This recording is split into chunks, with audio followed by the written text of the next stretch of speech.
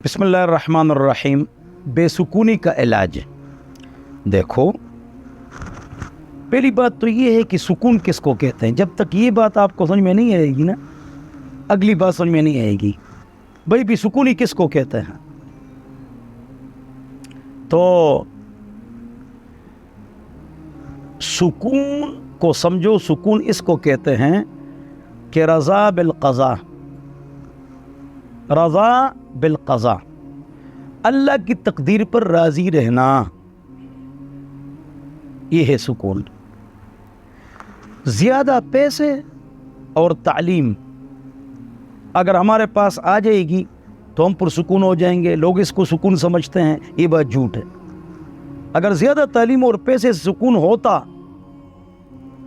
تو چائنا اور رشیا میں زیادہ خودکشیاں نہ ہوتی۔ تعلیم پیسہ تو ہے، ٹوکیو میں 500 یونیورسٹیاں ہیں، پیسہ بھی ہے تو خودکشیاں کیوں ہیں؟ یورپ، امریکہ، کینیڈا کے ہر بڑے شہر میں گوگل میں سرچ کرو 20 پاگل خانے ہوتے ہیں۔ تو پیسہ اور تعلیم تو ہے، تو بے سکونی کیوں ہے؟ سکون کہتے ہیں اللہ کی رضا پر راضی ہونا، اللہ کی تقدیر پر راضی ہونا، جو اللہ نے آپ کو دی اس پر راضی ہونا، اس کو کہتے ہیں سکون۔ ایک بے سکونی کیوں آتی ہے؟ گناہوں کی وجہ سے بے سکونی آتی ہے۔ مثالیں میں نے دے دی، گناہوں کی وجہ سے کیا آتی ہے؟ بے سکونی آتی ہے، اور اس کی جنہ مثالیں میں نے آپ حضرات کے سامنے دے دی۔ آپ زبان کو پاک رکھیں غیبت چغلی گالی سے، پیٹ کو پاک رکھیں حرام سے، ناڑا کو پاک رکھیں بدکاری سے، آپ پرسکون رہیں گے۔ 2 رضا بالقضاء، اللہ کی تقدیر پر راضی ہونا۔ 3 لوگوں کے حقوق ادا کرو، اگر آپ پر کسی کا حق ہے وہ ادا کرو۔ کسی کا حق آپ نے دبائے ہوئے آپ کو سکون نہیں ملے گا۔ اور جو پریشانی کرنی چاہیے، جو بے سکونی ہونی چاہیے وہ ہم کرتے نہیں ہیں، اور جو بے سکونی نہیں ہونی چاہیے وہ ہم کرتے ہیں۔ مثلا صحابہ ہنستے تھے، خوش ہوتے تھے، کاروبار بھی کرتے تھے، ہنستے ہنستے کے اوپر گر بھی جاتے تھے۔ 10 عشرہ مبشرہ، 7 بڑے تاجر ہیں۔ عبد الرحمن بن عوف بل گیٹس سے زیادہ مالدار ہیں۔ زبیر رضی اللہ عنہ کے پاس 400 ملازم کام کرتے تھے۔ ہمارے مذہب کے امام حنیفہ، ان کا امپورٹ ایکسپورٹ کا ریشم کا کاروبار تھا، جہاز چلتے تھے، بحری شپ۔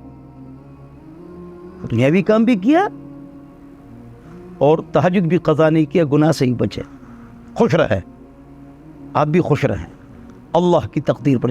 اب دنیا کے لیے محنت کرو، آخرت کے لیے پریشان نہ ہو۔ صحابہ روتے تھے، غمزدہ ہوتے تھے، پریشان ہوتے تھے، آخرت کے لیے، قبر کے لیے، فجر کی نماز رہ گئی، اعمال میں کمزور ہو گئے۔ دنیا کے لیے وہ محنت کرتے تھے لیکن پریشان نہیں ہوتے تھے۔ ہمارے جیب میں پیسے ہیں، نماز میں مزہ آ رہا ہے، پیسے نہیں ہیں تو نماز میں مزہ نہیں آ رہا ہے۔ کتنے افسوس کی بات۔ ایک ہے مقصد، ایک ہے ضرورت۔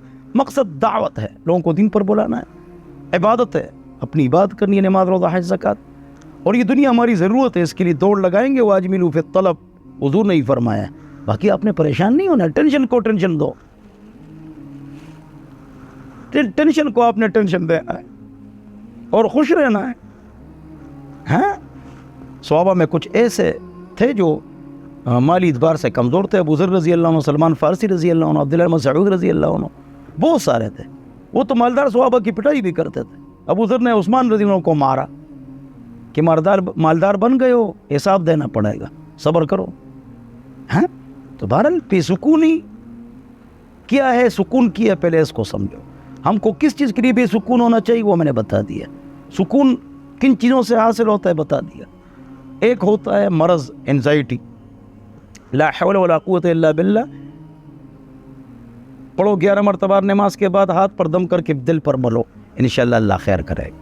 اپنے آپ کو خوش رکھیں۔ اور یہ جو میں نے انزائٹی اور سائیکاٹ ڈاکٹروں کے پاس جتنے لوگوں کو دیکھا ہے، اور جو انزائٹی کے مریض ہوتے ہیں، اس طرح کی دوائی کھاتے ہیں، میں ان کو ایک خاص بات بتاتا ہوں۔ یہ اس کے مریض ہوتے ہیں، اپنے اندر گھس جاتے ہیں، یہ انہیں اپنی سوچ اور فکر، اور اس کو یہاں درد ہے، وہاں درد ہے، یہ کیا ہوا، وہ کیا ہوا، یہاں تکلیف ہے، دل میں مرض ہے، اپنے اندر سوچتے ہیں یہ مجھے تکلیف ہے۔ ٹیسٹ سارے صاف ہیں، تو اپنے آپ سے نکلو، واکنگ کرو، ساتھ ساتھ لمبی لمبی سانسیں لو، پھر اس کو روکو، جب تھک جاؤ پھر اس کو چھوڑو۔ یہ بھی علاج ہے، صبح شام 7 مرتبہ۔ اپنے آپ سے نکلو، اسٹڈی کرو، واکنگ کرو، اپنے کام میں مصروف ہو جاؤ. ٹیسٹ آپ کے صاف ہے. جب اس پر سوچو گے ہارٹ بیٹ بڑھے گی، بلڈ پریشر بڑھے گا، وہ وقتی ہوتا ہے. اللہ مجھے اور آپ حضرات کو سکون عطا فرمائے. زبان پاک، پیٹ پاک، ناڑا پاک، ٹینشن کو ٹینشن دو. والسلام.